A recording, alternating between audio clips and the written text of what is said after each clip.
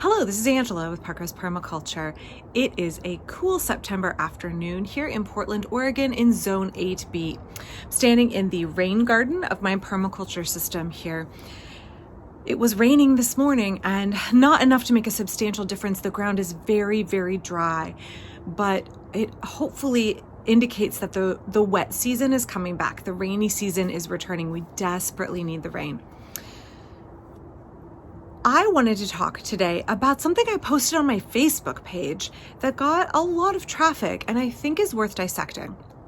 So a lot of times if I share something on social media, it's not necessarily because I 100% agree with it or because I 100% agree with the obvious thing that meme or post is saying. It's because for the most part, sometimes I just post hilarious memes, but for the most part, it's because I think there is something there that we can learn from.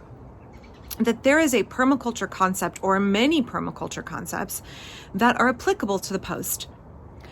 In permaculture, we say the problem is the solution. When we have something that is, a weight hanging around our shoulders, when it is something that typically looks to the average person like it's a problem, it is an inconvenience, it is something that is inefficient. In permaculture, we say, how can we look at what is going on and use that as a learning opportunity to design better? How can the problem lead us to the solution? Or how can the problem itself actually be the solution? I talk about this concept a lot. And so when this meme got posted and I felt like a number of folks maybe missed the forest for the trees or kind of missed the point entirely, I thought this is an opportunity for learning. This is an opportunity to better express what I was hoping to convey in the first place. So this meme got shared and it was basically comparing coffee shops in suburban America to a coffee shop in Paris. And the difference was startling. I think it said something like 30 people at a coffee shop here in Europe, in a European city looks like this, and 30 people at a coffee shop in suburban America looks like this. And the European one is showing you folks gathered around tables, chit-chatting, having conversation with each other. And the American one is a string of 30 cars going through a drive-thru. And right away, I think folks missed the permaculture lesson here. Folks said, you're making this a European versus American thing, Europe good, America bad, or these are not comparable because one is an urban space and one is a suburban space in different countries, in different parts of the world. And that totally misses the mark. What I was trying to get across by sharing this meme was that there is a stark difference, not between America and Europe, although there obviously is. There's a stark difference between when we are designing a community, be it a neighborhood, be it a suburban area, be it an urban area, be it an entire civilization, an entire society. When we are designing around cars, like the American picture, versus around people, when we are working on a human scale, the design looks very different than when we are working on an automobile scale. So I posted that, hoping that it would get us to think, what are the greater implications? How could we use permaculture design?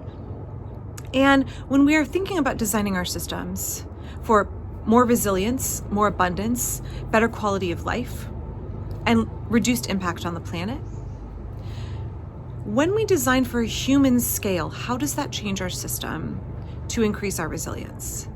When we are designing on an automobile scale, how does that change our system and the way we design? And I don't mean just the way we design structures. Now we need a bigger parking lot. Now we need a big loop-de-loop drive-through. How does that change our environmental impact? Folks are now sitting in their cars, running their air conditioning or their heater, emitting emissions from their cars. But how does it also impact the social aspect of how we run our lives? Permaculture is not just gardening. It's not prepping. It's not farming. It's not organic gardening.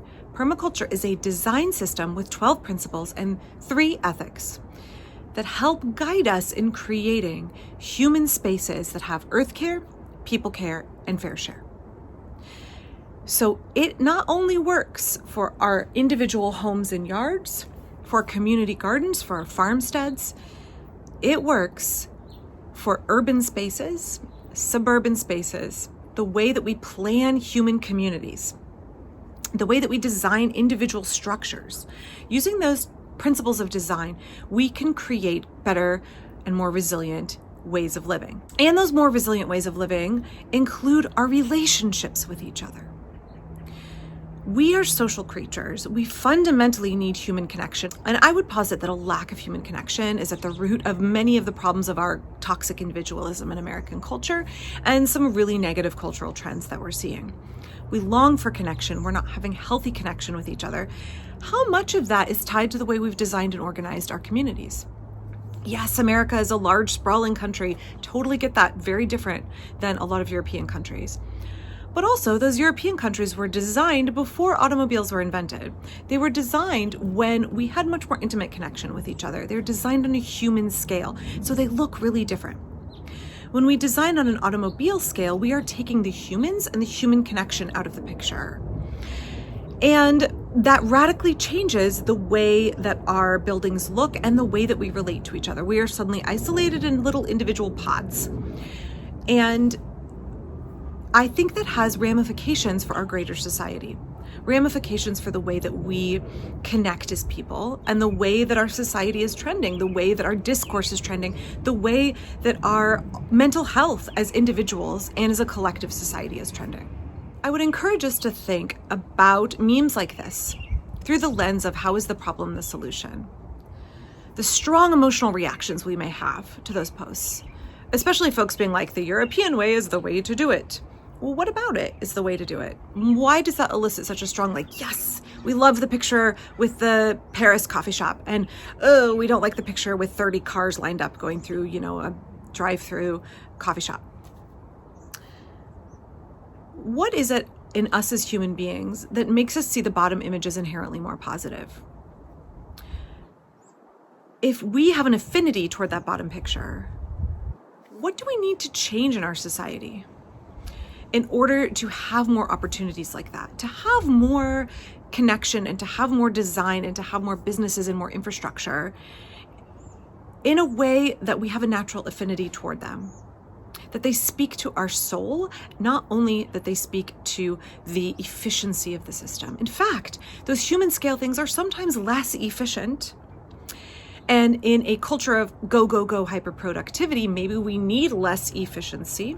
I appreciated some of the comments from folks on that page that spoke to the American system of run through in your car, hurry, hurry, hurry, grab your coffee, go to your next destination, as being emblematic of the problems in American society, where it is hyper-productivity emphasis, where it is go, go, go, where it is you get no downtime, you get no leisure time, you get no time to slow down, sit down, connect with somebody across the table for a while, because you have to get to your next appointment.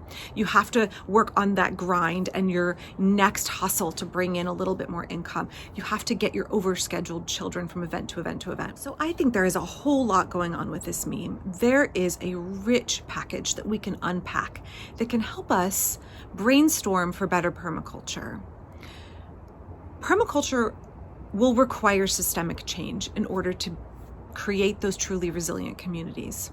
It's not just the change we have in our backyard, which is beautiful and we appreciate it. It increases our food security, it increases habitat for wildlife, but we will need broad systemic change. In an upcoming video, I'm going to be talking about the concept of transition towns, how urban spaces and suburban spaces need to be retrofitted for sustainability, need to have those broad changes that go beyond the perimeter of our backyard, that expand from rural areas into those areas of higher human habitation if we're going to create resilient living for human beings.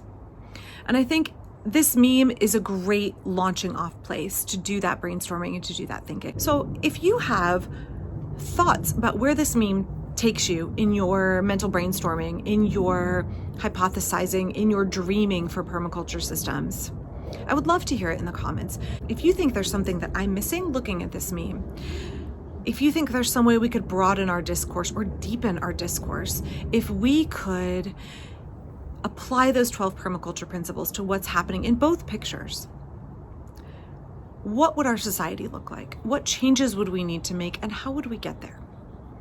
Obviously, as one individual, I don't have the answers to systemic problems, but I do feel that we as a collective people need to come together and work to push those folks in power to make changes.